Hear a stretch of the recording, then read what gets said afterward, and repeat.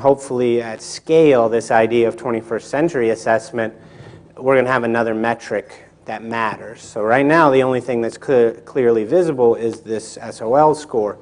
If we have another marker of quality, that helps us change the conversation dramatically. And I think it helps get at what you're talking about. I don't think standardized testing will go away. Don't mark me as a doughy-eyed optimist regarding that. I mean, it's here. It's going to stay in some form or another. All I'm saying is we need more than that, and we need to look at it at a broader, deeper level as well. So it's the combination. You want to make sure people have these functional, factual skills. That's fine. Knock that out with that. But you need to show something more and beyond it. You need to show what these students can really do. Oh, sorry. Hi. I was just going to say, I think that regardless of what we teach, but when we teach, we make choices about what the content is going to be, and we make choices about if we're going to respond to what our students are interested in. So oftentimes, we make choices of pursuing a topic or not pursuing a particular topic. And the problem with a standardized curriculum or standardized test is that really cuts down on that ability to make that choice. I think it's really important, as you're saying, to develop some other way or something else in addition as a marker that shows that there's actually some learning going on if folks want to know that. Yeah, I think you're exactly right. I mean, that's what you see. You have pacing guides, you have very strict curricula that you have to cover, and you have very specific experiences that people expect you to have on like this day to some extent. And you see certain counties have really gone that regimented way, so the teacher is more of like a, they're just the person who comes and reads the thing that's been assigned to them on that day. Luckily Henrico has not gone down that route, but I've seen that happen in other counties. And usually with the lower performing places get more and more of that. It's more and more structured. The teacher has less ability to differentiate and interact with the students as humans.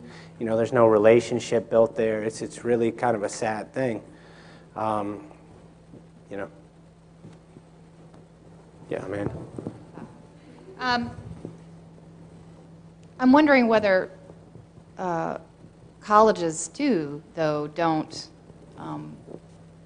fall prey to the standards of learning, regurgitation of facts thing too, particularly in admissions, where SAT scores are a really big indicator, and of course that's a big multiple choice. I haven't really looked at what admissions processes are like recently for colleges, so maybe someone else can talk about that. What ways are, I was gonna say, how does Mary Washington assess whether students coming in have critical thinking skills and so on?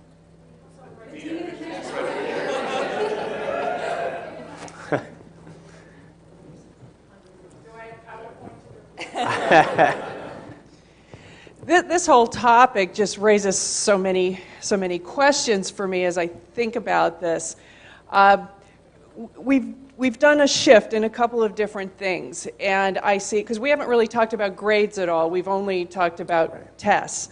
And tests, to me, have become less of an assessment of where a student is at this point in time and more a reward for work. And perhaps you even see that at your level. So it's not that this is sort of where, remember we talked about the old gentleman C's and some of those things, and C's being average. So we've put a lot of it on there. There's also been a shift. I mean, college admissions never used to be in the New York Times and the Washington Post. So I think that drives a lot of it, at least for those more affluent families and those very selective schools who get the press.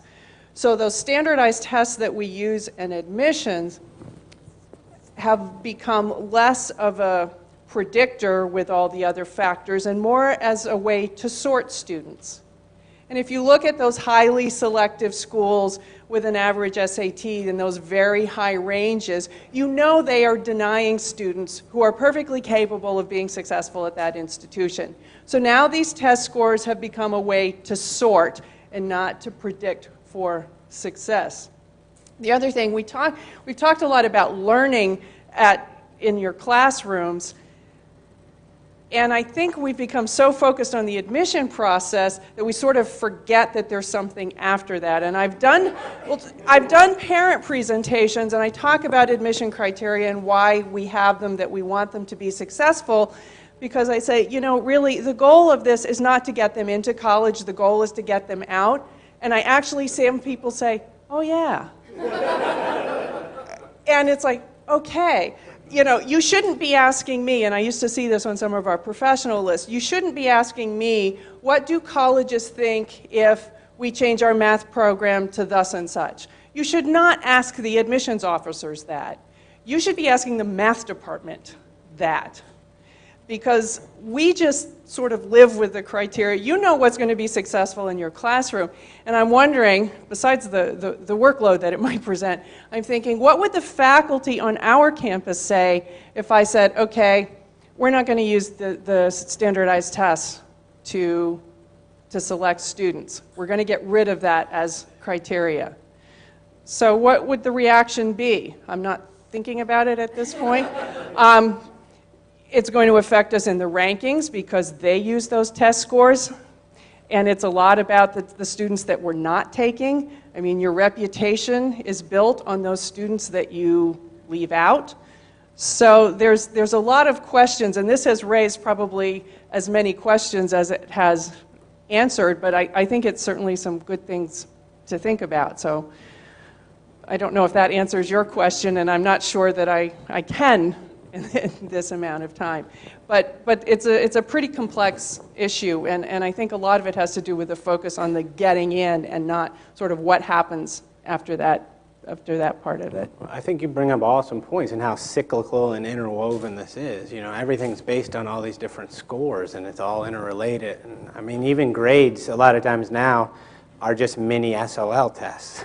So you take the standard, you know, 1/4 of the SOLs are presented, that's your midterm, you know, in that class, and then, you know, so it's just a step down. And I will tell you, I came from a state where the school was moving to a standards-based assessment, which was pretty much getting rid of grades in the schools, and the parents howled.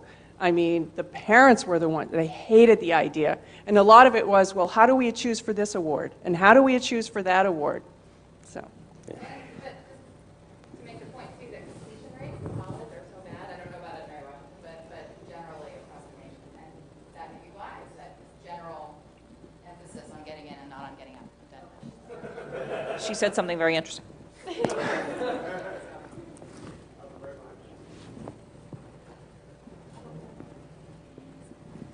Tom, I've got an interesting question that I thought about when I was listening to you there in relation to graduate classes I've taken recently in education, and the whole conundrum of the intrinsic versus extrinsically motivated students. And we were talking about, in one of my classes, like a educational psychology class, we were talking about how do you break his kind of systemic and society-wide focus on the extrinsic motivation, if it's something that you can do, if it has to be school-wide, or if you can do it in your own classroom.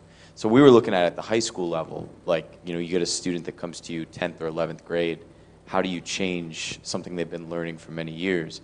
And I'm sure a lot of the faculty here would be curious to know, how do you change something, or if you could think of any ideas on how to change that when they arrive on a college campus.